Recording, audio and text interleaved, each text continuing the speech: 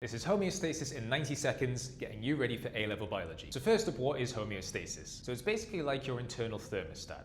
It helps you to maintain internal conditions near a set point. So think of things like body temperature, blood glucose, pH, and then this allows our enzymes to continue to work properly. The control loop is normally made of three different parts. So there's going to be a receptor, which is going to detect the change. There'll be a coordination center, so think of something like your brain or spinal cord, which will compare that change to a set point. And then there's going to be the effector, so something like your muscles or glands, which is going to restore the conditions back to normal. This normally works through negative feedback, which is when a change in conditions triggers a response that's the reverse of that change. So basically it tries to stabilize the system. An example of this could be something like thermoregulation. So if we start to feel too hot, we go through vasodilation and sweating, which will cool us down. If we start to feel too cold, we'll go through vasoconstriction, shivering, and our hairs will stand up on end, which will warm us back up again. There are also examples of positive feedback where the change is amplified. So this could be something like when women release oxytocin during childbirth, but these examples tend to be less common. Now there's two main systems responsible for homeostasis. The first of these is the nervous system and reflex arc, which is made up of the brain, nerves, and spinal cord. Nervous responses tend to be very fast, precise, and quite short-lived. Reflexes are basically how your body protects you before you even notice something is wrong. So this is things like knee-jerk reactions. The second is the endocrine system, which uses hormones and glands. Now hormones are slower, but they tend to last longer and generally cover a much broader area. The pituitary gland is the master gland that controls the others by secreting hormones that tell them what to do. Often if you get a longer style question relating to homeostasis, we'll ask you to do things like name the receptor, coordinator, and effector,